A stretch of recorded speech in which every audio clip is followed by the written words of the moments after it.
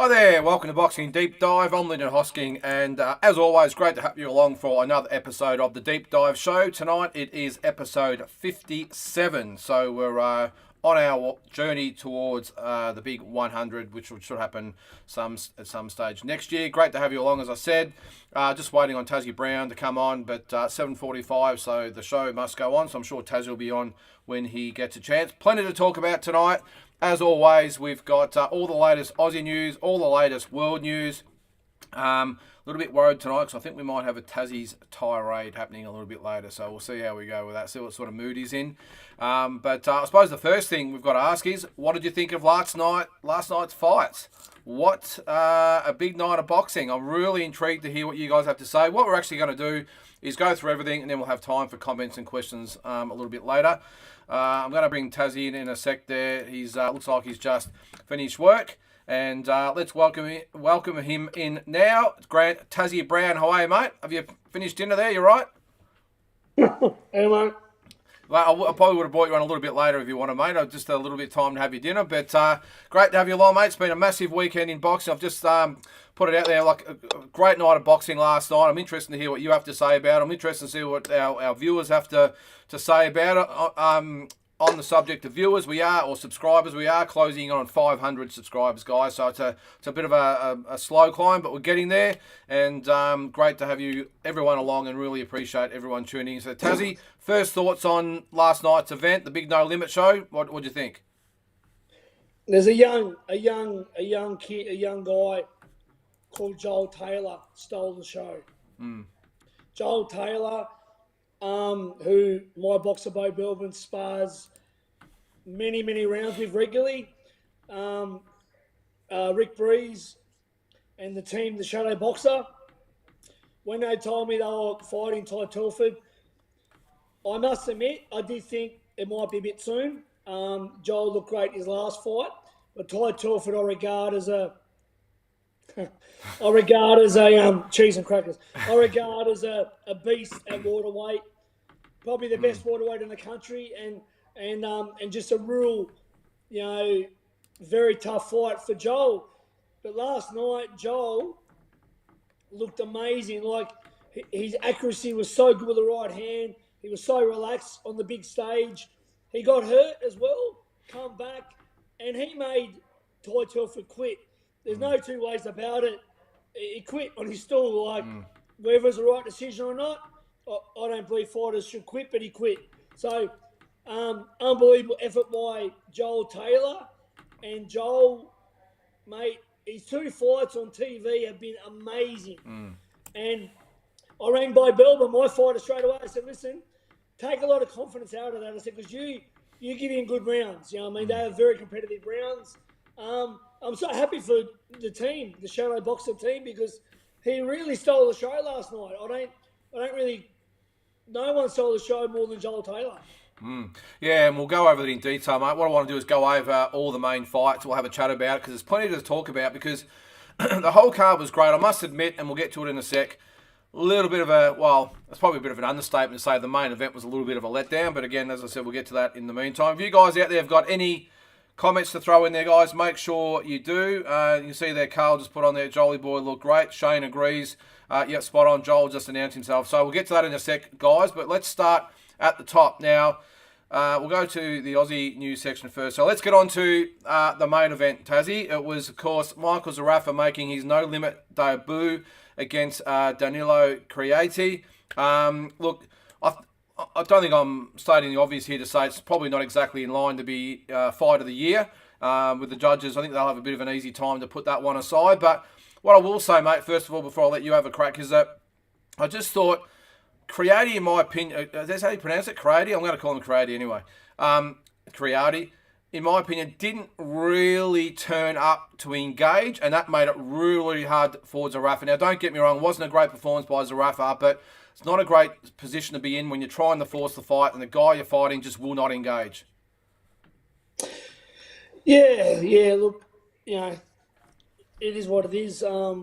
It's obviously, I think Michael is the sort of guy that will get up for the big fights, like the Hardman fight and the fights against Horn. Yeah. and against a sort of an average guy, which Karate is, by the levels of Zarafa, and I guess probably didn't get up for it. And you know what I mean. And I think we've seen him with Horn and Hardman, and against a guy who's only had 8 fights, and you can say he's awkward, you can say anything, mate. But if you're talking about fighting Triple G, then Karate probably should have been out in the first. So look, mate, it was a win's a win. If I was his coach, I'd just be saying a win's a win, better than a loss. It wasn't exciting, but I mean, look, he got the W, but I think that obviously he didn't get up for it, and I don't know. I mean, swapping camps all the time, not having the one trainer, which a lot of these guys do these days, not just Michael. Sugar Nicks does it, and Camilleri and all these guys, all these different trainers. No disrespect to anyone, but you can't. Yeah, it's hard to be balanced, isn't it? Can't keep swapping trainers. I don't care who you are, Lyndon. I don't care if it was you in your day. I'll tell you, can't go swapping trainers all the time, mate. You can't just keep going for relationships. So, look, well done on the victory, and we'll see what happens. But I mean, I do want to say one thing. Though. I spoke to Tim Zoo today. Because he leaves Monday, and I knew it wasn't him with that phone call. He didn't ring Paul Gallen. I didn't think so. I was going to ask you that. And he wasn't happy about it. He go, well, like, why is his name being dropped? So, I had a good chat to Tim today, and he just wasn't happy. And the fact that his name's being dropped all the time, again, his name being dropped, and I don't know what the No Limit boys are really doing. And, what the whole aim is it to have that fight still there down the track? I don't know, mate, but I mean, Tim's been their guy, and I feel like having his name being disrespected and saying get knocked out cold in the first round, all that. I mean, I don't know. There's no real need for it. Everyone should worry about their own journey. If Michael fights Triple G, it's a great effort and great good on him for being in that position. And Tim will fight Charlo. But I don't know what No Limits, what they're doing really. I was going to ask you about that because I did mention on my show the other day that I didn't think it was Tim. I don't think. I knew it wasn't, but I confirmed it today. Yeah. He's been flat out doing that many stuff. He can't wait to get back to America to focus solely. And I don't see the point of it. What? Like, was it Gallen's idea? Was it LaRose's idea? It was just stupid. So. Yeah. Why do they got to keep using his name to build people?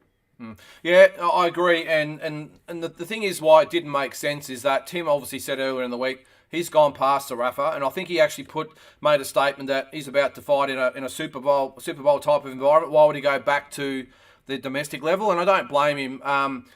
But that, I thought it was a little bit, I'm sure the No Limit boys thought it was a bit of a joke at the time and it was a bit funny, but I could see why Tim wouldn't find it very funny because he doesn't want to be mentioned in the same thing. He doesn't want to entertain this potential fight where that's obviously what No Limit and Michael Zarafa are trying to do, and Tim doesn't want any part of it. Well, mate, I think No Limit are trying to think, well, if Tim, and I'm with him, Tim's going to win the title. Yeah. I don't care what anyone's opinion on here, you can have your opinion.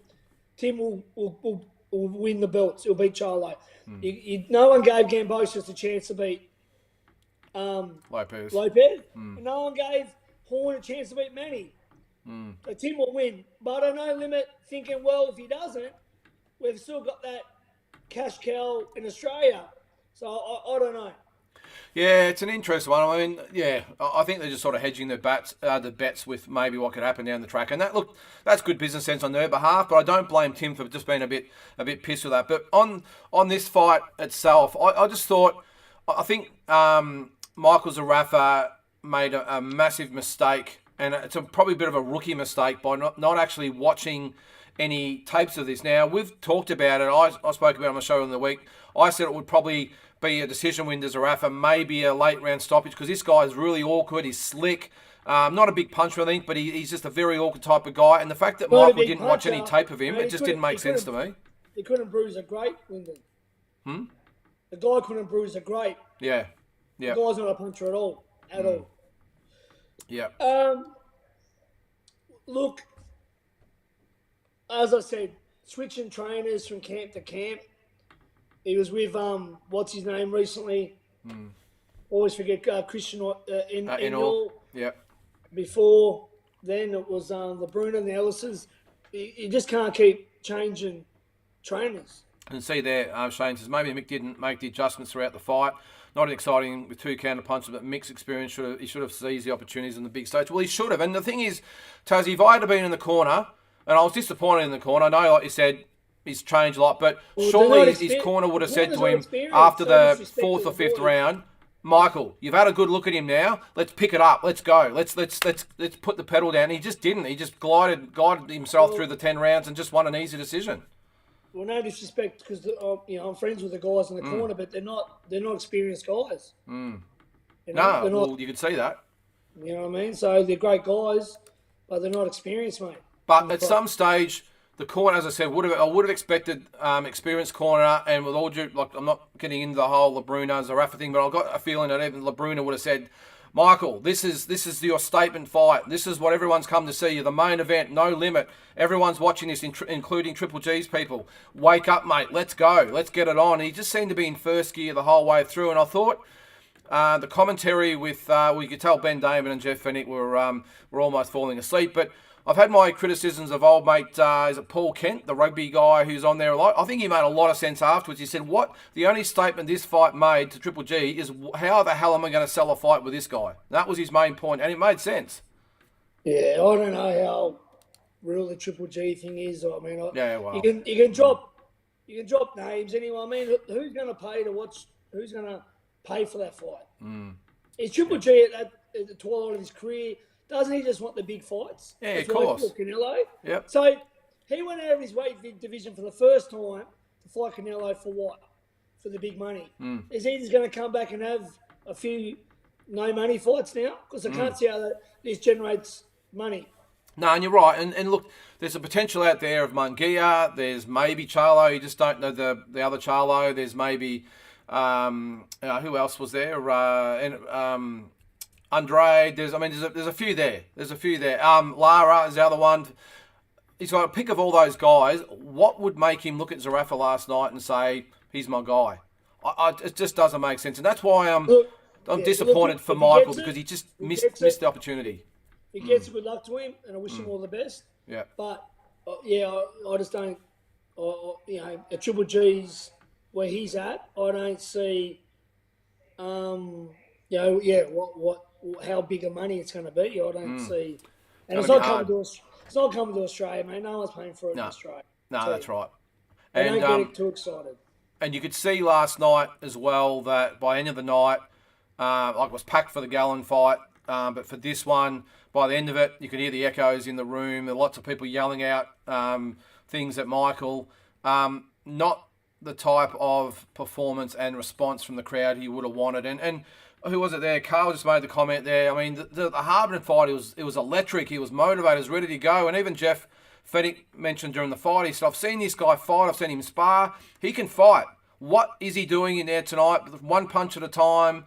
He didn't put the pedal down at all. It was a very, very safe performance. I don't know whether he's thinking maybe he doesn't want to risk anything for the big fights, but I think he did himself more damage than good in the end. I don't think there was any risk of karate hurting him at all. No, there wasn't. Yeah. I don't know, mate. Look, it's up to him and his team to work it out, mate. But like I said, good luck. Congratulations on the win, and we'll see what happens, I guess. Yeah. Look, he himself was very obviously disappointed in his performance, but I really feel for him, regardless of whether people out there love him or hate him. He's still an Aussie, but maybe might fight for the world title. I just feel that maybe he's, or the other thing might happen is Triple G or someone might go, here's an easy fight, let's go. I don't know, but I just think Triple G looking at going, how am I supposed to sell this fight internationally as a credible opponent? So, anyway. Well, Triple G is at the point too. I mean, he's only going to want to get up for the big fights. Yep. See there, old mate Big J. Seems like Mick was playing with his food. Very lackluster. No Limit would have been regretting that decision. That was a wasted opportunity. Yeah, and you have to think that the Rose boys would have sat at ringside and went, geez, we've put a lot into this guy and this is what we get. So Carl says, Eddie, where's the camera Hearn? Wants to make a mega fight in Australia, but I don't think Zerafa's that guy. No, I don't think either, Carl. Look, to put a big fight on, say, in Australia, you've got to have a popular home fighter to sell the fight. You need to have someone that can sell the home version of the fight. I know when Pacquiao came to Australia, Horn was obviously the up-and-comer, but he was very, very unknown. Pacquiao sold the fight. Yeah, This guy's someone not- as big as Yeah. Pacquiao. Yeah. And Triple G is not Pacquiao. He's still not known outside of boxing. Yeah. I'll Yeah. tell you now, Lyndon, it's only Floyd and Pacquiao still Yeah. that can come and do what they want. Canelo probably could. Canelo as well. That's it though. Yeah. No more than that. No Yeah. more than that. Yeah. Zygmunt says it was more like a sparring session than a main event. Luckily, we had Taylor Telford, Ryan versus Cohen on the pay-per-view. Yeah, and as we said, Zygmunt, look, I think up to that point, it was a really, really good show, and it just fell flat. And I do feel, as I said, Michael would have got up today and thought, geez, I just blew the opportunity to really make that statement that he always talks about. I really wanted to, every time he gets interviewed, I want to make a statement. And as I said, the only statement he made last night was, am I really ready for those types of guys? I don't know. I think, I'm with you though, Tassie. I think he is the type of guy that if he did fight a Triple G, you would see a completely different version of him, like we did against Hardman. He'd have no choice, of course, or else he'd get knocked out. But he done all right against Brook as well. he did. So, yeah, he definitely would probably lift to the occasion. Yeah. And Jeff, that's a good point there, Carl. Jeff resonated with the public where Mick doesn't. Now, the one thing I wanted to say, Tassie, is the after-fight press conference. Now, I've been pretty vocal on here in the last couple of weeks about when they brought out that video a week or two ago with Zarafa saying, you don't like me because I'm good and you don't like me because I've bad-mouthed him. And I thought that was the complete wrong approach, and I think they actually alienated more fans and actually gained some support. But I'll tell you what, though, mate. I mean, I really like Michael. He's a great guy. But last night, I've got to say, the post-fight interview, you're in Sydney, so Tim Zoo's hometown. You're in there. You're trying to get people back on side. And all he did was stir him up with, your boy's going to get knocked out by Charlo and whatever, haters. And I just thought it was a really good opportunity for him to maybe endear himself a little bit by being just a little bit humble and saying, hey, I know it wasn't the best performance. Thanks to everyone coming out. I really appreciate it. Bigger and better things to come. Thanks for a night. Good night. But he waved the red flag at the crowd. It's a Tim Tszyu crowd, even though he wasn't there. I just think it's just not the right way to endear himself to, those fans out there. Yeah, I agree, mate. I didn't like it at all, obviously, So, I mean, it's just, I don't know, mate. As I said, mate, there was no need to mention Tim's name. No. Not in the same division. You had the fight. You didn't fight him. I know he's a nice guy as well, but at the end of the day, there's no need to mention Tim. The guest, I'm assuming that's you, Tassie. He's not a guest though, Mohammed. He's the co-host, but speaks to how it is. Finally, someone ballsy enough. Well, that's Tassie. He's full of balls, of course. Enough to just speak facts. Ben Damon, Jeff, we'll say that's Jeff Fennick. Barry Michael said just too scared to lose a paycheck. Well, it's a little bit unfair to point the fingers at those guys, Mohammed. Look, end of the day, you can get your point across. Jeff probably doesn't have much of a drama saying it because he's Jeff Fennick, but you've still got to be a little sort of politically correct and just toe the line sometimes because they're getting paid good money and, I'll tell you now, mate, Mohammed, I appreciate it. And when people talk about politically correct, I usually do this. I always say what I want to say, and I'm nobody's puppet. I will always speak the truth, and people don't like the truth. I'm going to touch on something a bit later that might upset a few people as well, which I could not give a shit. Yep. All right. Well, that's Zarafa. We'll see what's next. Hopefully, I think they're talking March or April next year for what's going to happen with him next. Whether it's, I'm with you, I don't think there's enough money and interest to bring him to Australia if it's Triple G we're talking about. If that fight does happen, it'll be over there. But I'm still to be convinced it's going to be Triple G because I just don't see how he sees this fight as attractive and to get up for it. I really don't. I hope I'm wrong. But geez, he's got to be sitting back saying... I'm going to say one thing. He does have a very big ace up his sleeve, Michael. Yep. He does have a guy called Elvis Grant as his manager. Yep. Elvis Grant is connected like no other. And if something big happens because of Elvis Grant. Now listen to my words, people. Elvis Grant, the Grant gloves, he rolls with Floyd Mayweather, he rolls with Manny, he rolls with Canelo, he rolls with even Muhammad Ali when he was alive. He's very connected. I met him in America. He's his manager now. And he is one serious player. So if anything big is going to happen, is because the guy calls Elvis Grant, he did mention him last night, and he probably could make some big things happen. Just mark my words. Yep. Yep. All right. We'll stay tuned on that one. The co-main event of the night was, of course, Paul Gallen and Justin Hodges. Justin Hodges. Look, this was a little bit of a disappointing fight too, Taz. And I think I've got a feeling why is because I've just got a feeling Justin Hodges was really concerned about the limit or the fight duration, because he only fought 4-2s in the past. This was 6 2.5, so what's that, 15 minutes compared to 8? And I think he really fought conservatively. He was a little bit worried about punching himself out, and as a result, didn't really get out of first gear. He didn't let the big punches go like he did in the first fight. And I just think he'd be really disappointed in his performance as well, because Paul Gallen just again went through the motions and pretty much won every round. Yeah, I just think he'd be happy to get away with a win and put the final chapter on his career. Yeah, that was probably the this is getting back to the Zarafa things. Old mate Tassie, same here, Tassie. The facts don't care about your feelings. Spot on. Carl says Lyndon Triple G will be loving this fight. I think Gennady wins easy money. Yeah, I think from what we saw last night, Carl, it'd be the same. But on this fight, as I said, Tassie, I just think Justin Hodges, I would have liked to have seen him come out and just throw caution to the wind and let him go. He wasn't going to outbox Paul Gallen. He did some okay things. His jab was okay. His defensive skills are a little bit better. But at the end of the day, he didn't give him a chance to win. He's definitely gotten better, Hodges, than what he was before. But yeah. The fact that he didn't want to fight 6-3s and all that stuff, I don't get that. So 6 2.5-minute rounds, if you will. But look, glad for Paul Gallen. He got the win. Both guys come out unharmed, which is the main thing. It was their last fight. Whether that's the case for Justin Hodges, who knows? But I think Paul Gallen really liked the way he went out. Very respectful the way he spoke afterwards. And I really thought he handled himself well. And obviously, best of luck to Paul Gallen, because unlike a lot of the other rugby players out there, or football players, or YouTubers, whatever, this guy has never pretended to be anything like that. No, he's always wanted to be a fighter. He's fought 10 rounds, 3-minute rounds, fought Justice Huni, Lucas Brown, Mark Hunt. I mean, this guy has fought some big guys in Australian boxing, and took it up to them. So and obviously beat two of them. So no, 100%, mate. I hope I wish Paul Gallen a happy retirement. Yeah. Old mate Big J, great to have you along, by the way, old mate. Excellent way for Gallen to go out, better than getting KO'd by some young fella. And I think he said that himself last night, Big J. He said that, look, I still love fighting. I love getting in there. At the end of the day, I'm 41. I've been in a lot of wars. Been a sportsman for a long time. I've made my money, and I'm going to get. I think I've been asked a lot about in the last couple of days. Geez, he's made $25 million. Holy shit!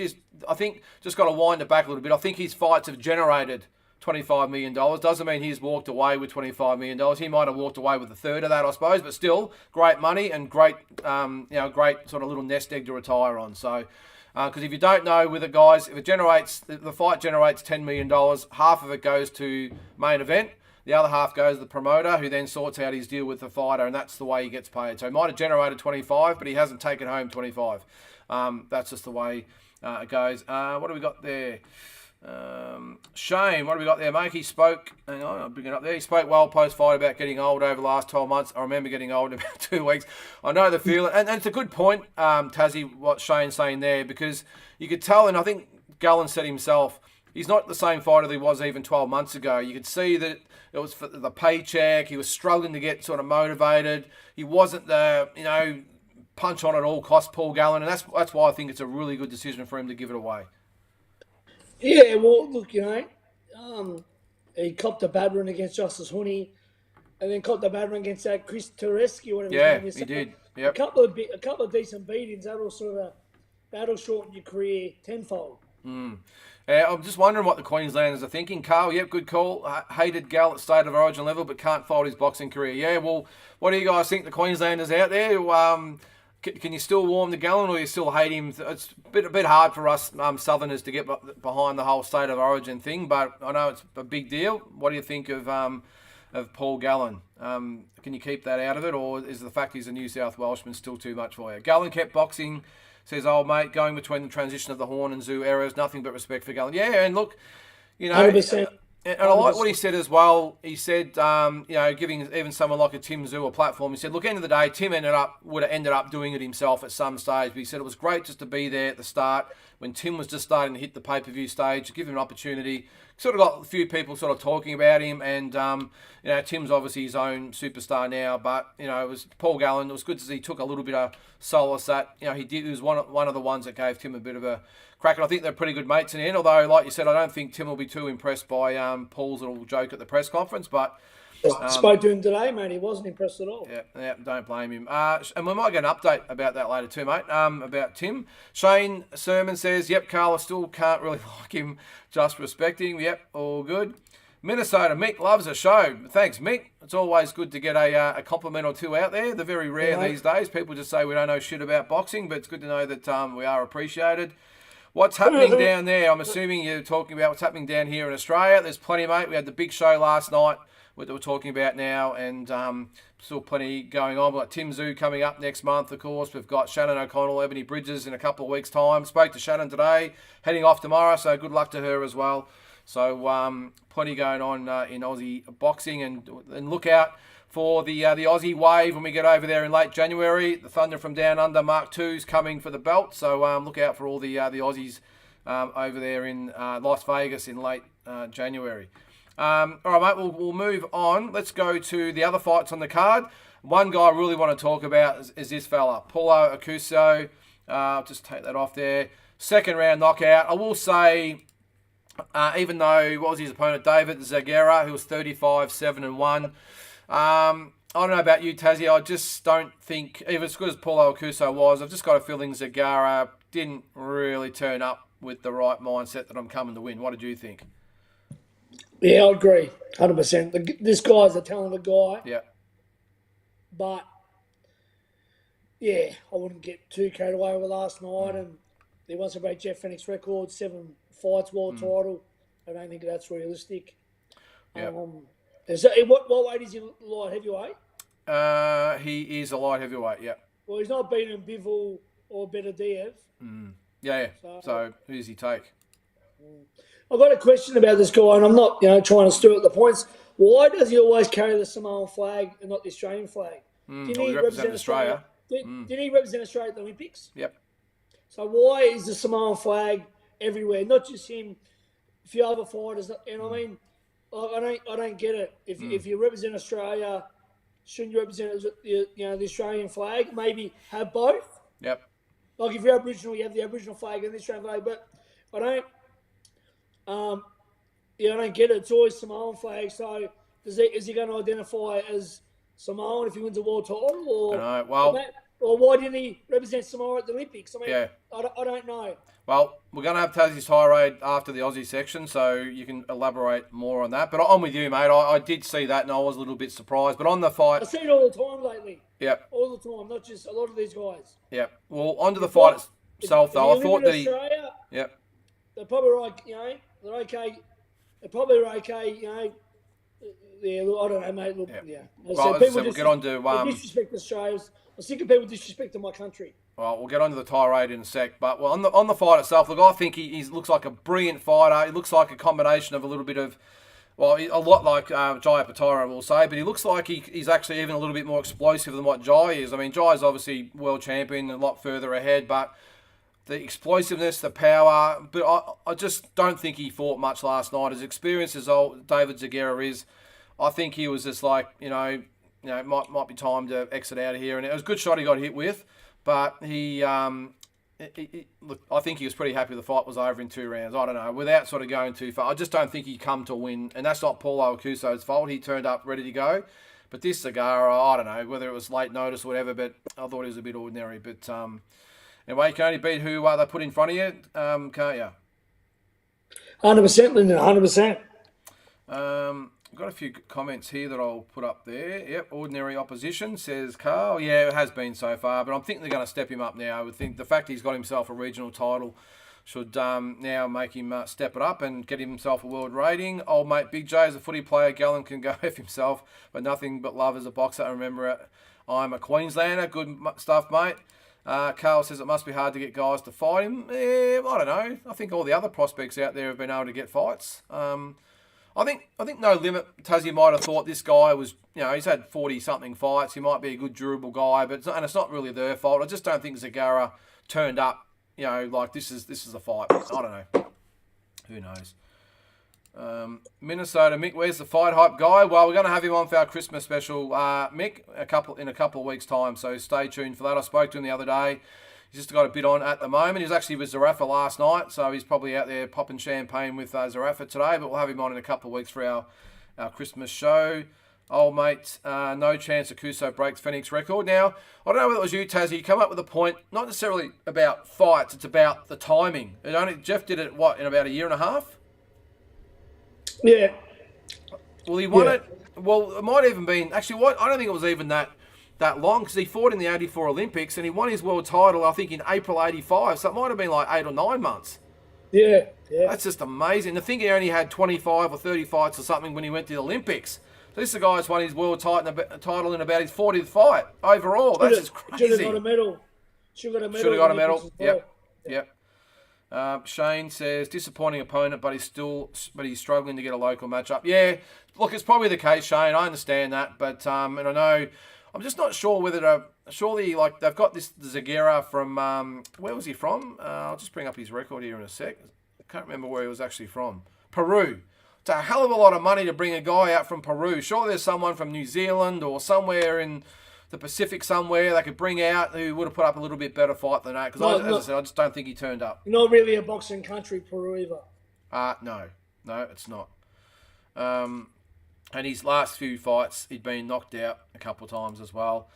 Fire up, Tassie. Yeah, wait till he gets going a little bit later, Carl. Shane says, yeah, he was massively overweight. He wasn't here to fight. Well, that's the other thing. He turned up 8 kilos heavier than what Akuso did. And Akuso fought him anyway.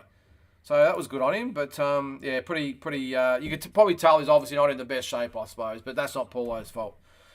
Now, on to the big one of the night, in my opinion, mate. You spoke about it at the start, and what an awesome win this was. Jolie Boy Taylor, an upset win over Ty Telford to win the Australian welterweight title. Now, first of all, congratulations, Joel. You've obviously had a lot to do with him with sparring Bo. I've promoted him a couple of times. He's from a great team, as you know, Shadow and the crew at Shadow's gym down there. They're a really colourful crew, let's say. And I was really rapt to see how excited they were when he got his win last night, because that was a great win. Yeah, like I said, when Rick Breeze, who's a great trainer and great bloke, when he sparred Bo about 3 weeks ago, he said, we're fighting Ty Telford. Yep. For the title, and thought, wow, and I didn't want to be like, oh wow, that's a tough fight. And I just thought, at this stage of Josh Q, he's only like 21 years old or something, I think. He's a bad man, Ty Telford. He's like a really vicious puncher, and he's been destroying everyone lately. Yep. And arguably the best welterweight in the country. But Joel went over and done it, and just he's so accurate and so relaxed, and he's so tough, and because he took some shots as well, he was cut both eyes, and mate, he done a great job. I'll tell you now, mate, Joel Taylor really stole the show last night. Yeah. And because Telford can fight, mate. To make him quit, I don't care the reason, he made him quit. If Ty Telford thought he had a chance of winning the fight, he would have been off the stool. You don't quit when you think you got a chance. Yeah. Yeah, I'm with you. What I was really impressed about with Joel is that, look, we know he can fight, obviously he's got talent. But last night when he fought Ty Telford, who is a beast, and he come in, I think they said he'd put on 8 or 9 kilos, might have even been 10 kilos. So he come in, he was big, he was strong, he can fight, he's tough as hell, he can punch. He's he would be a very, very intimidating fighter to be up against, because he can hit him with a kitchen sink. He keeps coming. But what I was really impressed with Joel is that he never once lost his composure. He copped some big shots himself, but he maintained his composure. And you can't teach that. You can't coach it. It's got to be a natural thing. He was so calm, cool, collected. Even when he was wearing some shots, he stuck to the plan, threw some really great shots. And his punches are so accurate. And what I like about him, he'll land one good punch, and there's always one, if not two more, coming after it. He's a good young kid. I'll tell you now, Lyndon, I don't know if there's been a more impressive. So his first 2 fights on TV on No Limit, First one was a first round KO of Michael Hall, who was, I think, was 8-1, and now he's just dethroned Ty Telford back to back. I don't know two more better performances for their first two TV fights than what he's done. I like this too, Tassie. Rowan, great point. Would be great to see that much passion shown when the Aussie title's up for grabs more often. Great to see what a performance. I was going to actually raise that, Rowan. I'm glad you did. Well done. He was so excited to get that Australian title belt around his waist, and I was glad to see it. Rather than getting a regional belt, let's face it, they can invent whatever belt they want. I think even the Akuso fight was the East-West WBA interim Oceania title. Come on, that's great point. Great point. It means nothing. I would much prefer that to have that Australian title. I mean, it's a great looking belt, and I really love the excitement. So thanks for bringing that up. Just the history of how many guys have held it. But yeah, to beat a top guy for the good old fashioned Aussie belt, unbelievable. Bravo. And the thing is too, Taz, you've touched on as well, but Ty Telford is as I said before, such an intimidating type of guy. And you're right, he had the injury, but either way, he made him retire on his stool. And I'm not saying he dogged it or whatever you want to say, because he's not that type of guy. But at the end of the day, he's like, I've had enough. And you're right, if he thought he had a real good chance of winning, the odds are he would have got past it. Tom McCreary was surprised. He goes, well, do you want me to stop it? Oh, I think, mate, if you think you're a puncher's chance of winning, you're going to hang in there. So, I mean, look at Sugar Neeks' eye. Yeah. I mean, so... Yeah. Oh, look, it's hard to comment 100% because obviously we're not in his position. But you can see Shane there. He messaged Ty to see how he pulled up. So I'm assuming you know him, Shane, but haven't heard back. Hopefully it's not a detached retina. Who knows? Let's hope not either, because if it is, obviously it was the right decision. But it was just, I must admit, without knowing any of the circumstances, I was really surprised that a fighter as tough as nails like Ty would retire on his stool without his corner encouraging him or suggesting it. Tommy McCreary was quite surprised himself, but again, we're not in his position, we don't know, so we're not casting aspersions there, but it's got to be something that made Ty Telford quick, because he's one of the toughest fighters I think I've ever seen. So that's it, mate, that's it. Shane, another comment there. Just on Ty, I think he may done a retina, sent a message. Oh, he said that, yep. Shane, another one. I'm with you, Tassie. I thought Ty would punch through him, but Joel just unreal maturity and toughness. Yeah, he showed so much maturity and obviously toughness. Beyond his years. Yeah, it was a great performance from Joel. And hey, he's a real deal, Tassie. Whether how far he goes, but as a genuine, obviously a national level fighter now, to beat someone like Ty Telford, as I said, I saw him, and you probably seen as well, when he wiped out Tyson Best, the wars with Darragh Foley and Jack Brubaker, that I thought he won. I thought he won both those fights as well. Just a tough guy. And he's young, mate. He's 20. He's like 21, 22. Yeah. Like he's a young guy. Not much sympathy from Carl there. No mass. And yeah, his cornerman was shocked. Yeah, and Tommy McCreary's a tough guy, as you know, too, Tassie, but loves his fighters and would have pulled him out if he needed to, and he was surprised that he wanted out. So, yeah, but end of the day, if that is the case, obviously best wishes to Ty, because it's a bad injury. I know it's a lot more treatable than it was back in the day when Sugar Ray did his and a few others, but let's hope he gets that fixed up and he's back in another sort of 6 to 12 months if it takes that long to heal. So, but congratulations to Joel Taylor. Unbelievable performance. Another good performance, Tassie, just on the last of the Aussie scene, is Koa Mazudia. Got some revenge over Wade Ryan now, mate, with an 8-round decision win. I was actually surprised, I will say, that it was that Koa Mazudia won, I think, quite comfortably on the cards. I must admit, I had a draw myself. What do you think? I actually missed this one. Oh, did you? Okay. I was on a phone call. Yeah. Yeah, well, I thought, I thought it was a really close fight. I thought that Koa Mazudia started okay. Wade Ryan, I thought, then come back. I think Koa Mazudia had a really good 5th round. I thought, well, this is it. He's going to really take this off. And then Wade Ryan come back and won the last couple of rounds. And I thought Koa Mazudia come back and won the 8th round to make it a draw. I don't know what everyone thinks out there, but I just thought the fight was a draw. Could have went either way. And I think you'll see a third fight now. It's 1 win apiece. And they just match up really well against each other.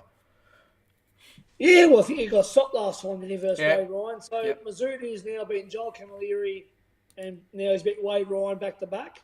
Yep. And old mate Um, Big J agrees. Thought the fight was a lot closer. and Wade Ryan's lost 2 in a row now. Yep. Hogan and Mazudia. But yeah, look, he's a good, tough regional fighter. Yeah. Yep. Yeah, no, he is, and I think Carl Mazzuti, I'm not going to go out on a limb and say he's, like he's an international level fighter, but he's a good, tough, strong guy who just fights and just comes to fight all the time. And there's probably some good fights out there with him. Maybe there's Nikita Zoo down the track, or one of those types, or Benny Mahoney, or one of those types of guys that he could probably get in with. But Mate, I'm gonna say something while you mention them names. Yep. Do you know how stacked the super waterweight division is? Didn't mention your boy, of course, Bo Belbin. Throw him in the mix. Well, mate, my boy Bo Belbin just won the Australasian title. Yep. He beat Jaden Riddle over 8 rounds in Tassie on my show 2 weeks ago. Put on a great performance, boxed well, and so Bo's in the mix. But you got Mazudia, you got Benjamin Hussein, who just had an impressive win, knocked out Pengu last night. You had, as I said, and you got the bloke you just mentioned as well. Yeah. The Queenslander you just mentioned. Yep. You got Nikita Zoo. You got Dennis Hogan, who's probably at the top of the tree. Wade Ryan. I don't know a more stacked regional superweight division of guys that could all pretty much beat each other. Yeah. Than at the moment super waterweight. Yeah. No, I agree. There's some So great. I know for a fact that come the new year, my phone's going to be off the hook for fights my boy Bo Belbin. It could be Nikita, could be like a Mazudia. I know we're going to get, because he's 7-0, 5 knockouts in the Australasian title. So, I mean, he can fight any of these guys. Well, it's good, and you're right, because you've got Mazudia, who I think would be a really good opponent. Obviously, Wade Ryan, who all no limit fighters as well, and a few of the others as well. But and you're right. You've got the one thing they need, and that's the belt. So I think it'll be Nikita. I really do. I think we've had it once. Now we've got a belt. I think it could be even Nikita's first title fight. But I won't. We'll see what happens. But I had a good show. Lyndon got a bit over 1,000 people, and 4 pro fights and some amateurs, and it was a really good event. Yeah, I went over it last week on the show, obviously I couldn't review it. I just went over the results and everything. Couldn't obviously review the fight because I didn't see it. But tell us about the night, mate. Obviously on social media, it looked like it was a big event, a big crowd and all that there. Yeah, it was a really good night. Lyndon, it was my 18th show. Yep. You've been down to the venue before. It's a great venue, the City Hall. So much history. It wasn't looking good a few weeks before. There was a few of the fighters probably didn't sell as much as they could, but I turned it around and it finished up being a really good show. Good. There was a lot of walk-ins on the night, and it turned out very well. But yeah, it was a really probably the toughest one I've had to do. I don't know why, but it ended up being a good night. Everyone loved it. Good fights, good crowd, no trouble. I think everyone's walking away looking forward to the next one, Lyndon. So good stuff. I'll have another crack next year, and thanks for all your support as well. And Top Dog Liquor in Bendigo. Echuca. Yep. And the Echuca, go down and grab a carton of CC and Dry. Yeah, do it. All right. Well, that's the good news from your behalf tonight, but there is also, you touched on it earlier, let's go into a little bit more detail. It is Tassie's tirade. So what's on your mind, mate? You said it earlier about the flag situation, so what's the go? I don't know, like, so many fighters in Australia, and they obviously might, I know it's always good to remember your background and where your parents are born and all that, but if you're born in Australia, and I'm not saying it's okay if you want to have 2 flags. So keep a part of your heritage, whichever is Samoa or Greece or wherever, but also carry the Australian flag as well. Lately, I'm just saying all these different flags from other countries, but you live in Australia. Yeah. You fight for Australia, and born in Australia. Born in Australia. I'm going to touch on it. Jeff Fennick never carried a Maltese flag in the ring or had a Maltese national anthem. He's solely Australian.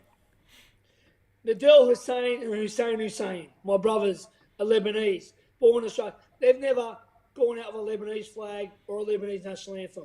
So, like Victor Chinyan, I don't believe ever played the Armenian national anthem.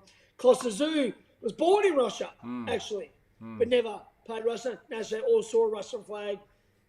I'm not saying forget your heritage, but lately I'm fucking sick and tired of seeing one country's flag or like the Gambosis national anthem, the Greeks, and now Samoa. I mean, it's not a racist thing either, so don't mention that. I'm just saying, respect Australia, respect the country you live in, respect the country that a lot of these people probably get Centrelink benefits from. Respect the fucking country, and where's the Australian flag? Where's the Australian national anthem? It's happening too much lately. If you don't like it, get the fuck out of Australia and go and fight for whatever country you're from. Because I'm getting sick of it. Yeah, no, look, I do agree. I'm sick of it. I don't give a fuck who I piss off. I could not give a fuck. Yeah, but I was just going to say, I agree with you. It's not so much the presence of other flags, it's the non-appearance of the Aussie flag. And that's, I'm with you on that. I think if you're from a certain heritage, that's fine. If you want to have both flags, that's cool. But acknowledge the country you're from or you're born with or fought for at major tournaments. What do you think though about? I did see Chanel Dargan come in. She had the Aboriginal flag and the Irish flag, no Australian flag. So what's your view on that one? Well, I didn't see that. I didn't see that. I've got a different. I'm not being different. I'm very in touch with the Aboriginal flag because it's different for the Aboriginals because they don't have to appreciate any Australian flag because they got slaughtered by the English and the British. So I'm not talking about that at all. Yeah, any Aboriginal, my brothers, my family, my dear friends, that's a different thing because why should they acknowledge? But I'm talking about us. I'm talking about people that come over other countries that you live here, if you're born here and you're not Aboriginal, it's a joke. And I'm sick of it. Yeah. Yeah, no, that's fair enough. I did see that last night, and I did think so. Do you think?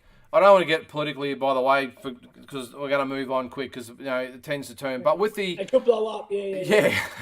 But with just a quick question, as a I suppose a neutral observer, I suppose I'm just an Aussie, just goes about my business. But what do you think though with do you think the media and the agendas that a lot of people out there have made it so the Aboriginal people are now, or the First Nations people have now turned against the Australian flag type of thing more than ever, or is it just something now it's just accepted? Because I wouldn't have thought that a Lionel Rose or one of those or Mundine would have come out without some sort of Australian flag somewhere. But do you think this is a day and age we live in where the lines are being drawn? Yeah, probably. But as I said, I'm not talking about the Aboriginals, people at all, because that's a different story. I'm talking about the ones that lost Samoa and Greece. Yeah. If you're born here, even if you're not born, but if you're fighting for Australia, live in our country, live in our way of life, and you want, especially representing Australia as an amateur, why he's got the one flag for? Yep. I agree. Have them both, or nothing. I'm just. Even last night, our old mate Danilo Creati in the main event, born and bred in Italy, just based himself here. He had the Aussie and Italian flag back to back. He could do it. Why can't we do it? Or the others do it? Thank you. The others that were born here. And he never represented Australia as an amateur. That's exactly right, mate. So I'm just saying again, Jeff Fennick never done it.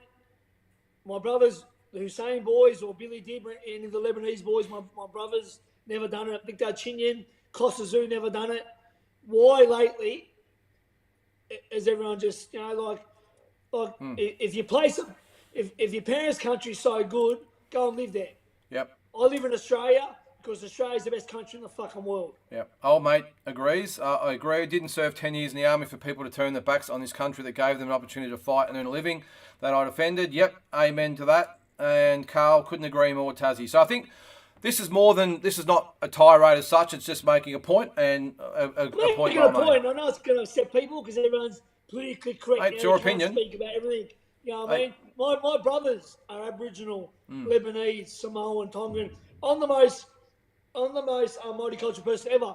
But I do still respect my country of Australia.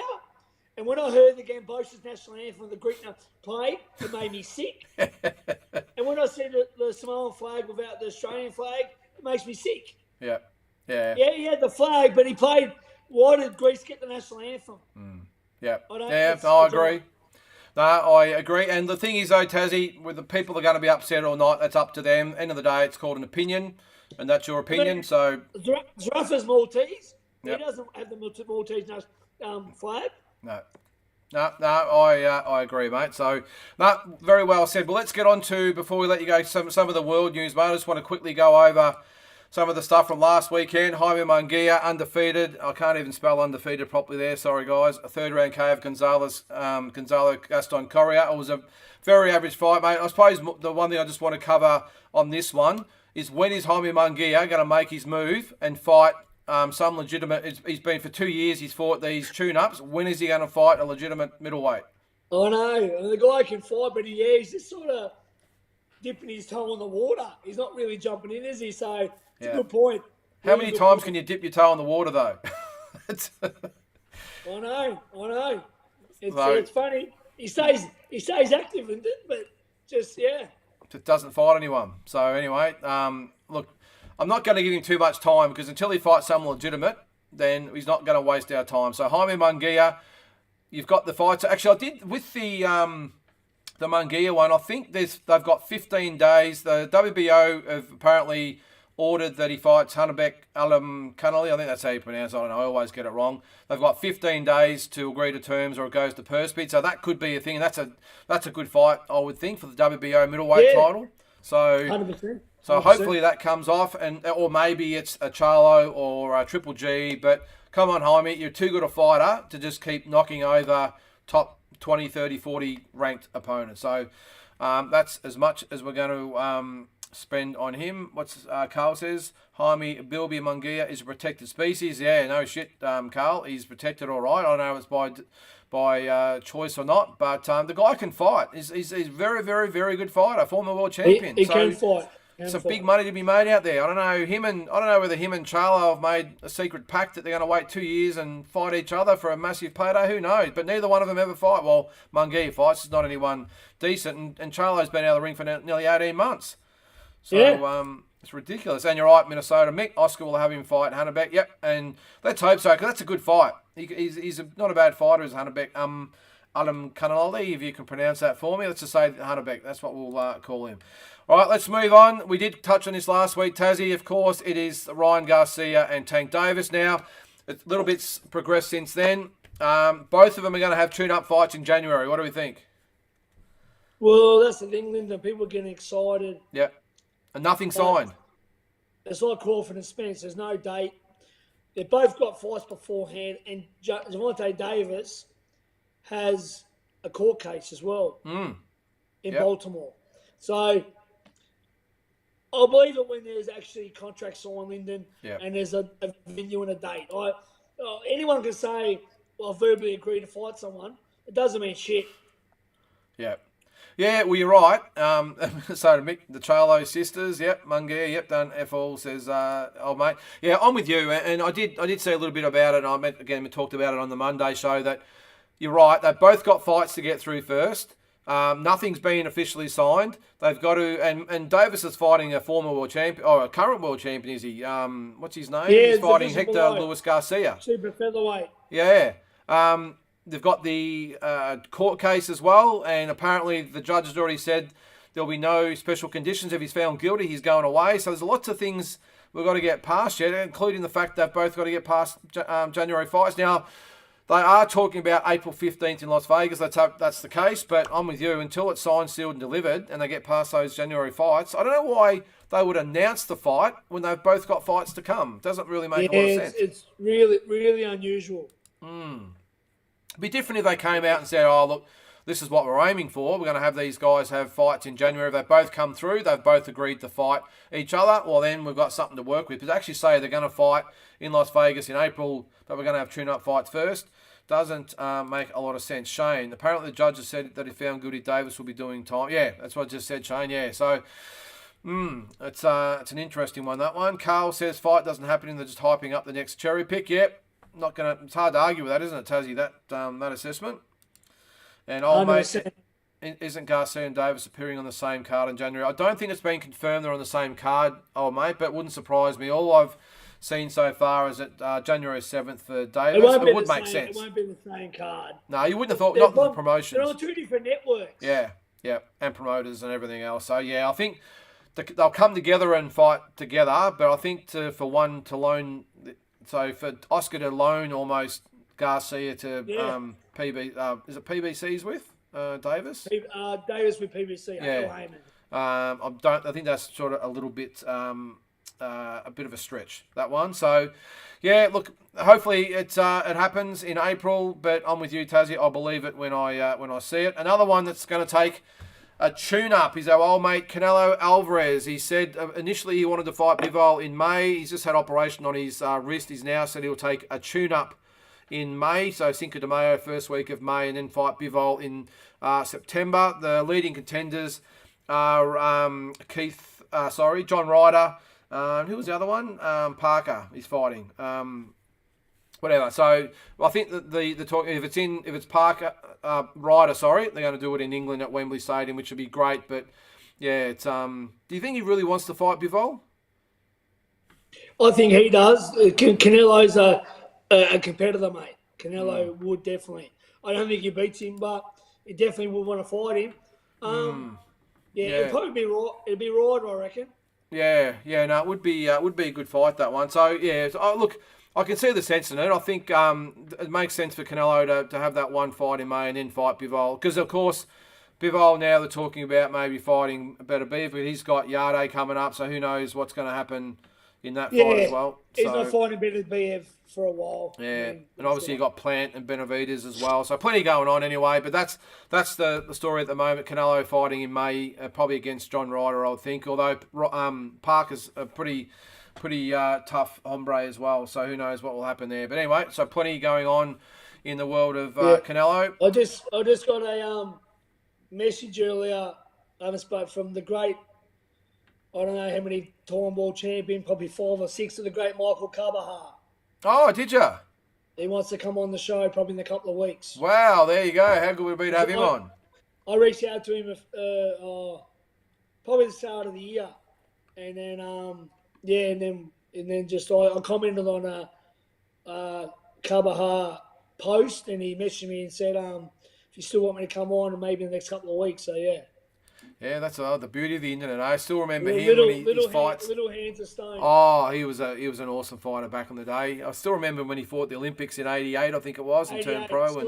Silver medal. Yeah, he was a great fighter. So, also Benavidez Plant is a great fight. Yep, totally agree there, guys. So, next one is the Spence Crawford. Now Spence and Thurman. We did sort of touch on this last week. So it's now been officially ordered by the WBC and approved by the WBA. So WBA a little bit more flexible. He's also obviously got the IBF title as well. I'm not sure where they stand, but it looks like the fight is going to happen. Into the body. He starts into the body. Yeah. Well, we're talking about December 17th, so it's not a lot of time to get things organised. That's only, 3.5 weeks away. So they better get their shit together. Far out. Not mucking around with it. They're probably, who knows? But, not mucking around with that one. So, so it has, we touched on it last week that it was looking like December 17th. Now it's been officially ordered, so we might get a bit more traction there. Spence has been on social media saying, I don't know what's going on. I don't know who I'm fighting and when and where. And we're 3.5 weeks away from the fight. Who knows? But that's what they're saying at the moment. One last thing on the international scene I want to just cover. This weekend it's going to be a ripper. Regis Prograis versus Jose Zepeda for the WBC. What is it? It's at Dignity Health Sports Park, which is the old in Carson, California, StubHub Center. So yeah. Used to be called the Depot Center. Yeah, it's WBC Super Lightweight Elimination, I think it is. Or it might be for the full belt, is it? No, it's for the full belt. Because Taylor... Yeah, no, it's a good fight.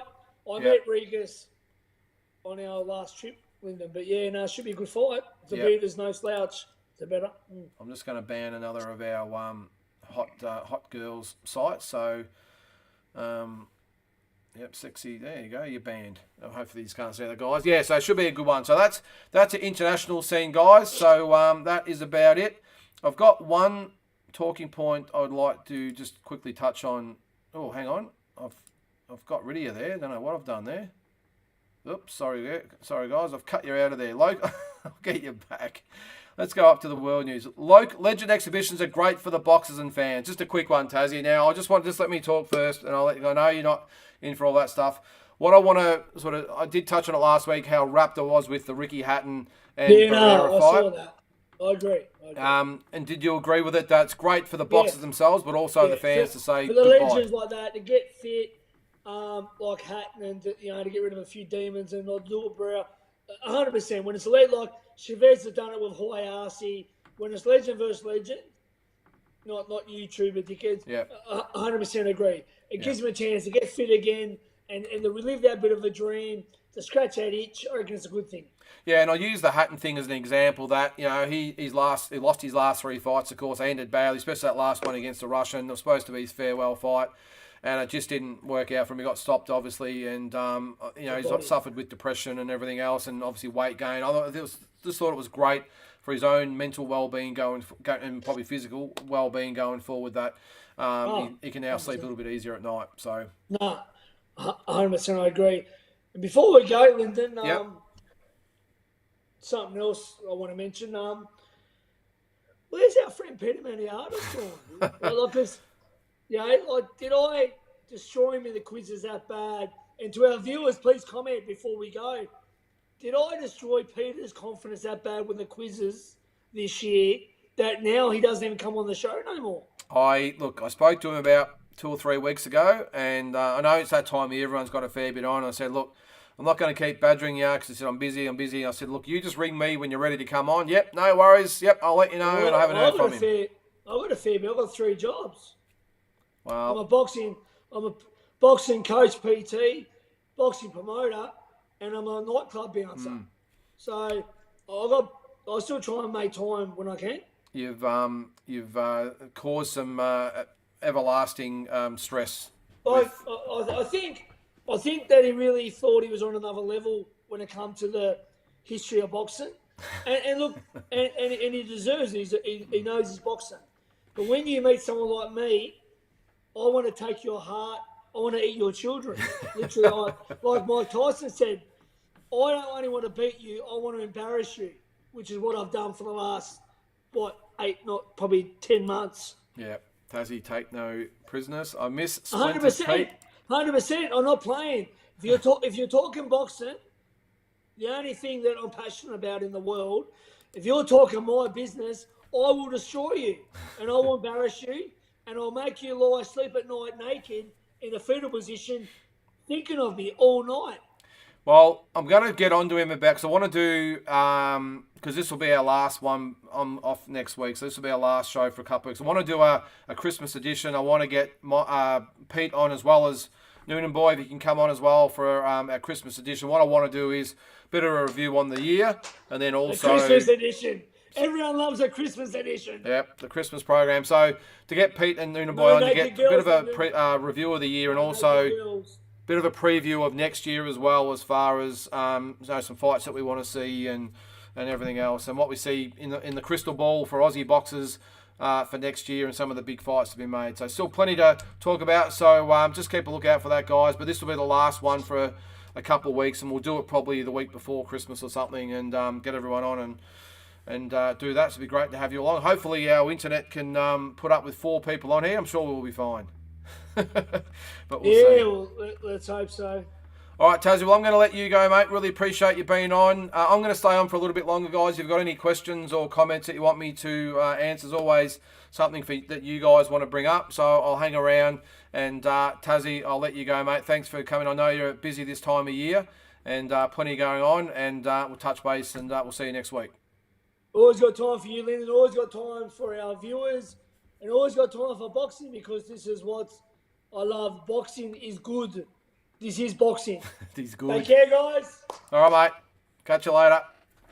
All right, that was Grant Tassie Brown. So as I said, guys, if you've got some more things you'd like to bring up, let's talk a little bit more boxing before I take off. Just again, as I said, just to go through what's happening over the next couple of weeks, they'll be talking boxing on this coming Monday, but this will be it for the Boxing Deep Dive show until the Christmas edition. So it'll probably be, as I said, a week before Christmas, so about a month away, or three weeks, whatever it is. The talking boxing will be Monday. We'll probably do one more edition of our Dream Fights and Classic Fights next week, and then that'll be it. So, as I said, I'm heading over over yonder for a couple of weeks. So, for R&R before Christmas. Carl says, what card would you rate as your best promotional event? Oh, a question for me in general. I would say, look, the biggest event, Carl, I've been involved in was a co-promotion of the first Jeff Horn, Michael Zarafa fight in Bendigo. I'm from Bendigo in Victoria. Dean Lonigan reached out to me and wanted me to come on. We'd spoken a little bit before that, by the way, and about doing something together, and we finally got together on that one. Obviously, being a Bendigo native, I knew all the deal with the whole Bendigo scene as far as, you know, who funds the money as far as the events goes, and the venue and all that sort of stuff. So Dean's obviously based in Queensland, so we teamed up for that one. Dean was obviously the lead promoter. He's the one that made the whole event happen, but I was the guy on the ground, did all the media and dealing with the fighters and lining up the accommodation and dealing with the venue and all the local stuff. So that's what I, picking up everyone from the airport and doing all the media. So that's what I did. I loved it. A lot of fun. So that's probably the biggest event I've been involved with. The best show I've actually done myself was a show about 4 years ago. Now, it's not my biggest, it's the best, isn't it? Okay, the best show I ever did actually featured a couple of fighters that were on last night, and I refer to Joel Taylor and Wade Ryan. Now, I'm just going to bring up the card now so I can remember on it. It was a show at the Malvern Town Hall, and I'm just going to bring up the date. There it is there. All right, so it was on April 6, 2019. So it was probably one of the show before the Horn Zarafa fight, I think it was. So on that card, the main event was Wade Ryan, who fought last night, of course. He fought Emmanuel Carlos, who we all know got stopped by Isaac Hardman a year or two ago. He was undefeated at the time. Actually, might have had one loss, I think, but really, really good fighter. He's Emmanuel Carlos, and they just punched holes through each other for 10 rounds. That was for the Orient and Pacific, also the OPBF middleweight title. So that was that one. On the undercard, every fight went the distance on the card. They were also evenly matched. On the undercard, Joel Taylor fought. He was a Thai fighter, but he was tough as nails. He actually had a winning record. Tough. He took Joel 6 really good, tough rounds, and it was actually a close fight in the end. So this guy came to fight. So that was that one. On the undercard, Terry Zuramanis, a 10-round win over Gage Island, which was a really good fight. That was for the WBA or WBC Asian super lightweight title. Matt Sheen fought Steve Ma over 8 rounds, which was a really good fight. Adam Kayors, Tony Kamen. Tony Kamen was from Germany. It was a ripper fight. And again, they just went to war. That was for the Australian welterweight title. So, and Adam Kayors is a really good fighter. So that was a tough fight, really good, tough back and forth type of fight. Georgie Payne fought Tamur Jafari. Tamur's from up in New South Wales with Rodney Williams. And Rodney Williams obviously a really good trainer. So Jafari beat Georgie Payne, the hometown fighter. So that was a good one. And the other one was Asher Wolf and Corey Allen. So the whole card, probably what I'm getting at, Carl, is the whole card was so evenly matched. All the fights were really, really good, tough, even fights, real crowd pleasers. A couple of fights had the venue, it was a packed out venue, it was sold out. We sold every single ticket, so the atmosphere was great. It's only a small little venue, you can only get about 700 or 800 people in there, but it was packed tight, and the crowd was nuts. It was back and forth. It was a really, really good show. So that's probably the best show I've done. As far as probably some of the quality fights, that's probably the best overall card as far as fights goes, but I've had cards where I had this is probably close to one of the biggest shows I've done. We had Jason and Andrew Maloney on the card. We had Camille and Ibrahim Balla on the card, and we had Michael Zarafa on the card. So we had 5 10-round fights on the card, and we had a couple of undercard fights that were really good as well. So that was probably a real star-studded event as well. But I've had lots of shows. I've had fights like I think we had our first one in Melbourne was Will Tomlinson when he fought the Japanese fighter and got stopped in the first round. That was his last fight. But on that card we had Shannon O'Connell, we had Michael Zarafa, Camille Bella, Shanika Johnson. So I was always one that probably over-invested in the cards, I will say. I've a lot of times to my detriment as far as making money goes. It was more so about putting on the best fights and making money, and that's why there are always these really good opponents or guys that we put on. Carl, geez, you put me on the spot here, mate. Mate, dish the dirt. Who's an absolute grub to try and work with on the Australian scene? Look, Carl, with all due respect, mate, I really can't answer that. I do know a lot of people in the industry, and there are. What I will say though, Carl, is there are a lot of grubs in not just Australian boxing, but in world boxing. There's a lot that will do anything they can to rip you off, undermine you, play you off against people, and just be downright, as you said, they're grubs. So I'm not going to name. Look, I'm normally, I must say, a pretty easy to get along with guy. I don't have a lot of enemies in the world. I normally just get on with life. But I will say there's been a few that have tested me, and they do actually fall under that definition of being a grub. But I'm not going to name them, so I'm sorry, Carl, because I might have a bit going on tomorrow, I think, and I might have to deal with a few people. So, yes, Shane, it's a good show. Yep, it is. Now, I'm going to go through, actually, I might have to do, I'll do a show about this one night. I'll go through all my shows, the ones that I've done. Carl, good. I'm glad you're just kidding and you weren't going to hold me that, because if I had answered that, it would have been some phone calls tomorrow, I can say. But yeah, look, I've done some big shows there, guys. As I said, I promoted the Maloneys for 8 or 9 different fights. Well, actually, another one of the biggest cards I did was actually with Tim Tszyu as well. We had Tim Tszyu and Andrew Maloney on the same card in Bendigo. That was before we did the Horn-Zarafa fight in 2019. This was a year earlier. So Andy fought Luis Concepcion, so a former 2-time world champion. Tim Tszyu fought a guy from Argentina, stopped him in the first round. It ended up being a great fight. I wasn't overly happy because this guy was supposed to be tough and hard and had a really good record. And as we saw last night, just turned up and Tim just got him out of there in about 2.5 minutes. So I wasn't real happy about that. But that was, look back to have Andy and Tim on the same card in Bendigo of all places. It was a really good one. I'm going to go to. I probably can't bring them all up here, I don't think, but just I've just got them up here to go through a few. I did 20 shows by myself, the guys. I'm just sort of trying to go through some of the ones that I did. We had a really big night. I remember Joel Camilleri fought a Filipino guy, and that was packed out as well. That was a really good card. There's probably too many there, guys, but we've had a lot of big shows. And as I said, I probably invested too much into them over the years because we didn't make a lot of money, but it was never about making money. Some people like Tassie do it for a living. I'm very fortunate. I've got another business that puts food on the table, so I did it really just to get behind the Maloney boys, Shannon O'Connell, the Bellas, Shanika Johnson. They were the ones that I had signed to me, and then I had a lot of guys underneath that were on all our cards. And look, I will say I did mention the grubs before. For every one grub, there's 1,000 great people in boxing, I will say there too, Carl. Some really, really good people involved. I met a lot of really good people to this day that I still keep, even though I haven't done a promotion in 2.5, nearly 3 years.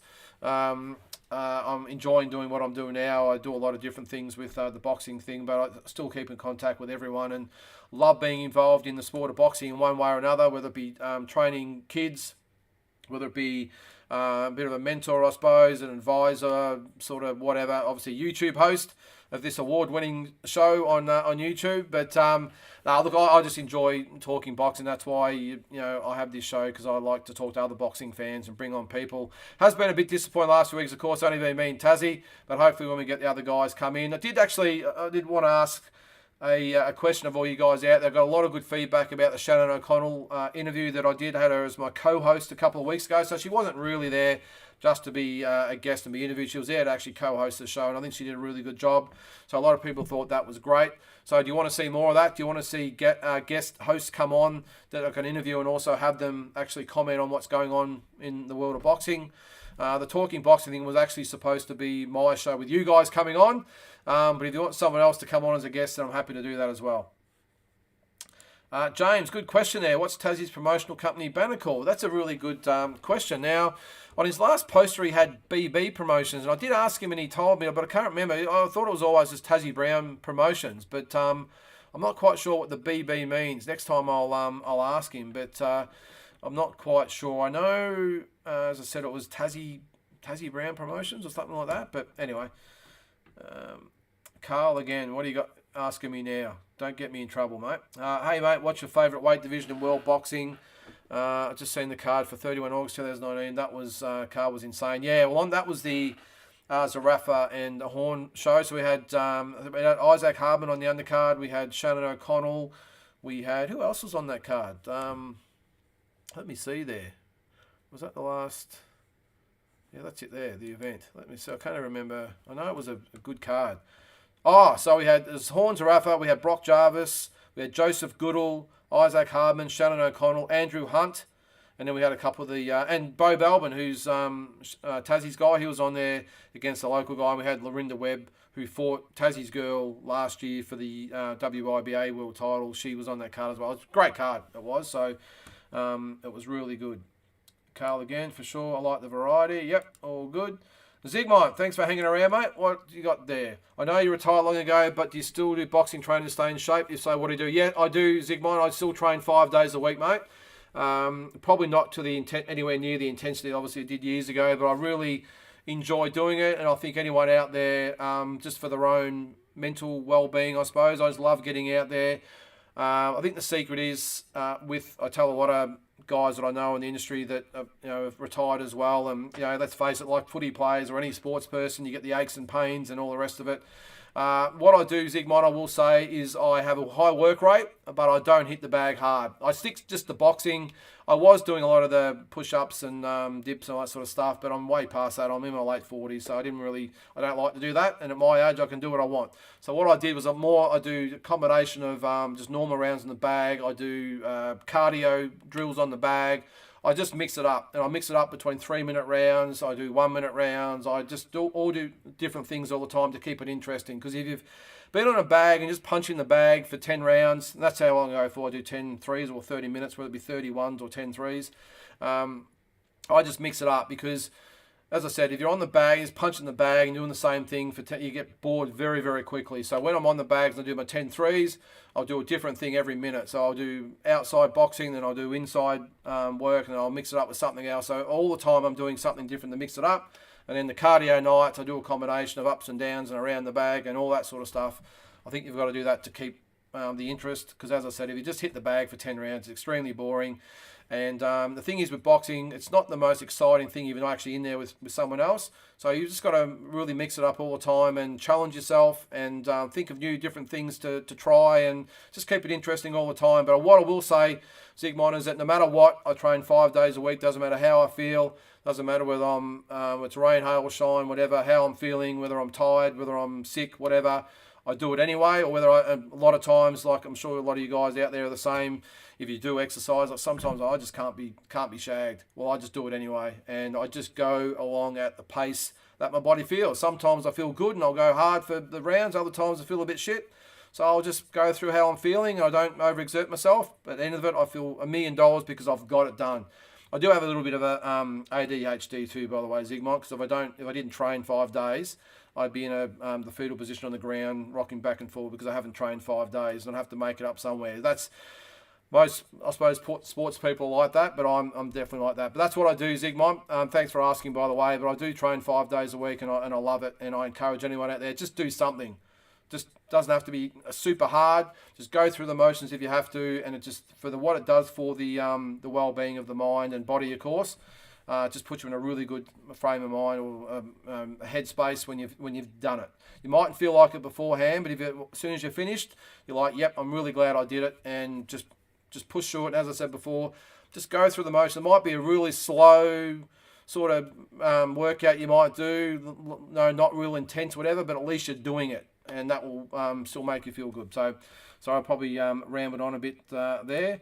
Oh, mate, have a crack at a guest spot, mate. Love to have you on. Every Monday night I've got the ability to bring you guys on, so I'll put the link in. Come on, let's have a chat. If you've got your own topic or segment or whatever you want to talk about, come on, and that's what it's for. The Talking Boxing Show is supposed to be your show. I'm just there to host it and talk about what you guys want to talk about. So let's go.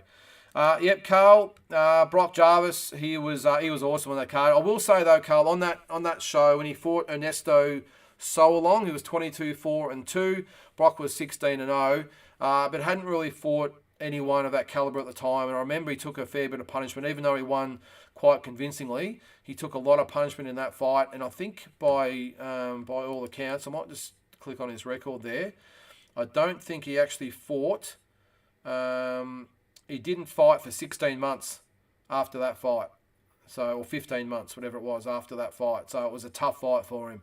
And up to that point, he was very, very active. So he had 15 months off after that.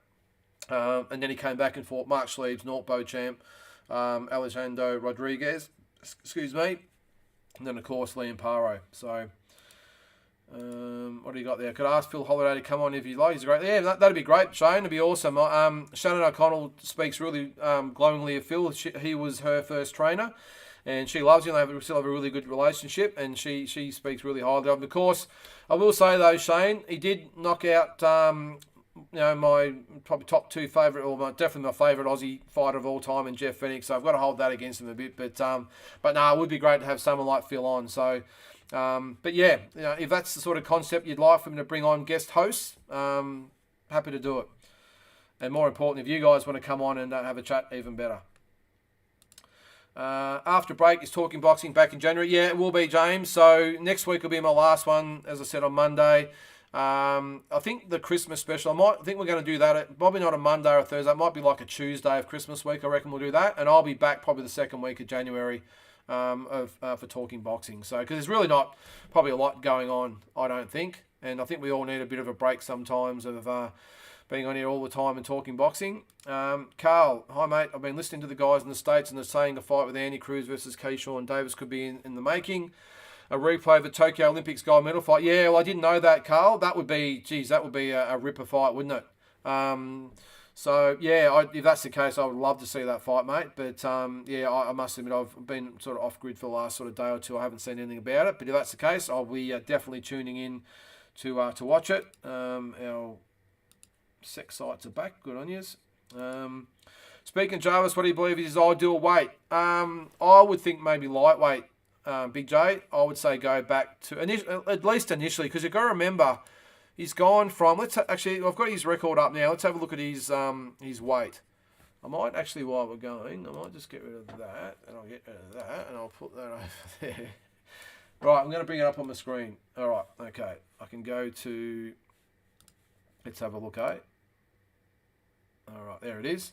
So you can see there, looking at some of his weight. So he started off at 115 pound. So you can see there as the year's gone on, that was back in 2015. Now I promoted Brock for a fight, and I'm just going to see where it was. Function Centre, that's the fight there that I promoted there. So you see he stopped him in the third round. So you can see there it's 117 and a half pounds. So that's at bantamweight, that is. And you can see there he slowly made his way up. And then you can see there he had that fight with Solong on the Zarafa Horn card at 122. So that's a super bantamweight. And you can see there 125, 129, 135, 140. So look, I don't think it matters what he fights at, to be honest. Mate, I think he's always going to struggle to make the weight. I just think it's he's just one of those guys who just walks around heavy. I would think 135 for starters. Go back to 135. He should be able to make it. He was that weight a year ago. So I know he's growing, but I think for his own development and to get back to fighting maybe more of his own size, I think lightweight. Worst case, if he stays at super welter or super lightweight, maybe just take a couple of step backs, get 2, 3, even 4 fights under his belt, and get his confidence back and reload and go again. Carl, again, thanks for hanging around, guys. I appreciate it. I like seeing guys from the amateurs convert to pro. Look, it's a big step, Carl, I will say, because a lot of these guys, I mean, they're totally different sports. They are totally different sports, which is why you see a lot of good amateurs don't make good pros and vice versa. Might be superstars as amateur and not real good at pros, and they might be ordinary amateurs and become really good pros. Totally different games. Because what you got to remember, the amateurs, and I must admit, even though I was at international level, always struggled with the amateur system or the style of fighting, because when I was fighting, it was 3-3s. Then it actually went to 5-2s when I was in my career, which is really strange to think these days we have 5-2s. And then it went back to 3-3s after I retired. But it was it was just hectic. Just go, go, go, go, go.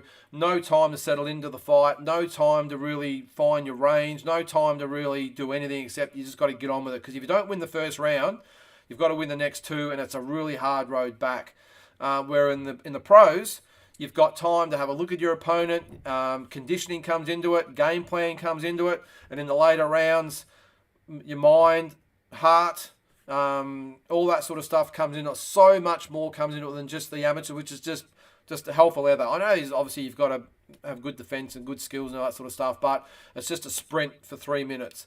And when the scoring system was in, it was even worse, because then you had the countries like the Cubans, Russians, the Hungarians, all these types of countries perfected the style of that arm fencing type of thing, where they'd keep you off and pop, and they'd get 3, 4, 5s up, and 5 punches up, and then they'd be gone. They wouldn't engage. They would stay off, and you would come to them, and they would just stay off, to the point where it got farcical in the end, where in the last round, with a minute to go and the 3 or 4 points up, they would literally start running around the ring, and that's not for me. And I really struggled with the amateur scene with that, because I just wasn't an amateur fighter. Even though I did obviously go to the Olympics and Commonwealth Games, it wasn't really my forte. I think I was more, in me, would have been more of a pro fighter to come out, but obviously I didn't turn pro. But the amateurs in the end, and especially when we got our new international coach, which is Bodo Andreas, who did great things with the Aussie team. Guys like myself, Hussein, Robbie Peden, Justin Crawford, Richie Rolls, we're all pretty much turfs. James Swan, all those guys from the Olympics and Commonwealth Games pretty much had to move on, because you got an international coach comes in and wants you all to fight that arm fencing style, and that's just wasn't our way. And I still remember Hussein and Robbie Peden said, I ain't doing this shit, and they just turned pro. Crawford and I and Richie Rolls sort of hung around, but it was tough. It was really hard, tough. But anyway, I'm with you though, mate. It is good to see when it does actually happen. And there's plenty of good ones out there. The next one there, actually going back to old mate Big J at 130, punch resistance not there for heavy fights. You think that drastic, go down back to super featherweight? Not sure whether he can make it, mate. I'm with you though. If he could get down, that would be great. But I just don't think he can make it. You look at him lately; he looks like he's a middleweight. He's massive. He's got the big chest, big arms. He's huge. I'd say he's a bit like Jeff was, the hollow legs, those small, skinny little hollow legs. Because up top, he's a beast. So if he can make it, Big J, I'm with you. Go back. I've just got a suspicion he can't really make that weight anymore. But we'll see.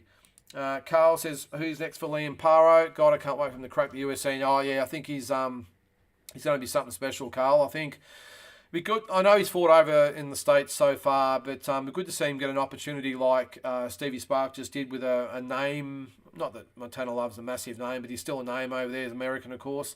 So yeah, I think when he goes over there, he's going to definitely cause some ripples over there, Carl. I think he's a great young fighter, and he could be our next George Kambosos over there and shock, whether it be Taylor or any of these other guys that are around at the moment. Lopez, who knows? No headgear hurts, says Carl again. Yep. When I was fighting, I had to have head guards back then. They took them off after I retired, but they made no difference at all, to be honest. Geez, mate, you must have had goosebumps representing your country. Well, Carl, I'm glad you asked that, because you're right, and that's why I do tend to resonate a little bit with what Tazzy said earlier. I probably won't be as animated when I talk about it, but to me, representing Australia meant everything to me. Now, I won international events and all that sort of stuff, but to me, winning the Australian titles were always my favourite to win. I won 6 of them over the journey, and to this day, they mean more to me than the other 6 or 7 international medals or gold medals that I won. Winning the Aussie title to me was everything, and that's why when people disrespect the flag or whatever it might be, like you guys out there, it does cut a bit deep. Because I do remember Carl walking out, quick story, being at the Olympics and walking out. Now, I didn't really know what I was into. Of course, you see it all on TV and all that sort of stuff, and oh, that'd be great. But until you actually walk out into the arena, it's just amazing, mate. Because I remember we were they had the main arena. This is Atlanta I was in. They had the main stadium, and then beside it they had I know it was a football stadium or some baseball or something, but it was some sort of stadium right next door. And they had all the athletes and officials sitting next door, and then they would bring you into the stadium as you were required. Australia was one of the first ones, obviously being A.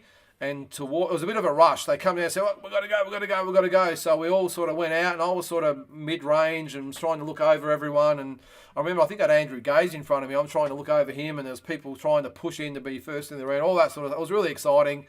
Although I will say I was a bit testy. It was the day before I fought, and I was thirsty and hungry, and it was stinking hot, so it wasn't a great environment. But to walk out there and then to hit the arena and to look up there, and there's 80 or 90,000 people, whatever it was, and there was a massive Aussie contingent there, and they were waving the flags and yelling out and wanting photos, and a few guys went to the fence and got photos and all that sort of stuff. It was just something you can't explain.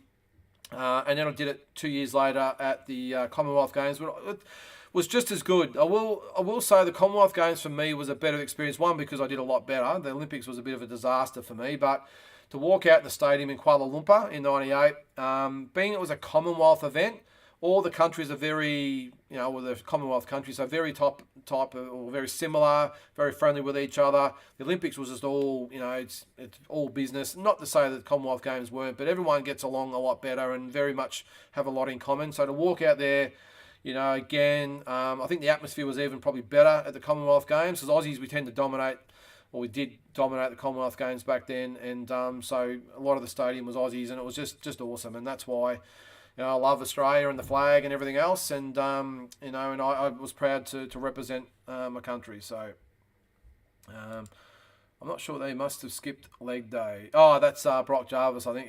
Yeah. So. But guys, I think that's sort of about it for today. Unless you've got anything else to add, just to go over it again. So Monday I'll be back for Talking Boxing, so look out for that. There'll be no deep dive show next week or the next couple of weeks. So pretty much, to put it down, there'll be Monday I'll be talking boxing, and then we'll do Christmas week, which will be Tuesday, which I think might be, the 20th or something like that, 20th, 21st, something like that. We'll do the Christmas special then. I'll try and get everyone on, and we'll go through it all, and obviously you guys can hopefully come on and have a chat as well. One last question there, mate. Didn't Klitschko win the gold medal in Atlanta? I don't think he did, Carl. I think it might have been the one after. That was 96. I'm just trying to think who... I can't remember, to be honest. And look, I will say on the Olympics, Carl, I had a very, very, very disappointing experience at the Olympics. First day, first session, first in, eliminated in the first fight by Kazakhstan. Very much out of my depth, I will say, and I pretty much spent the next 2 weeks sulking and not really wanting much to do with boxing, I will say. So I didn't see a lot. I remember seeing Floyd Mayweather fight, though, because you got to remember that Olympics, there was Mayweather, Tarver, Vargas, David Reed was there, Nate, what's his name, the big heavyweight. So it was a great Olympics to be at, but after my fight, I really didn't want to know about boxing for a while, I'll tell you what, to be honest, Carl. So, but it is what it is, highlight and low light at the same time. But anyway, that's boxing for you. No regrets, and you live and you learn, and it made me a better fighter. So, guys, I'm going to leave it at that. Really appreciate you coming on again. Make sure you tune in on Monday night. I might think of a couple of things we can talk about then. Have a think about what you guys want to talk about, of course. If you want to come on the show, let's do it. And then, of course, as I said, we'll be back Christmas week with a big show to finish off the year. So, again, thanks for joining in. We're almost at 500 subscribers, so keep liking, sharing, all that sort of stuff. And look forward to seeing you next week. Thanks, guys.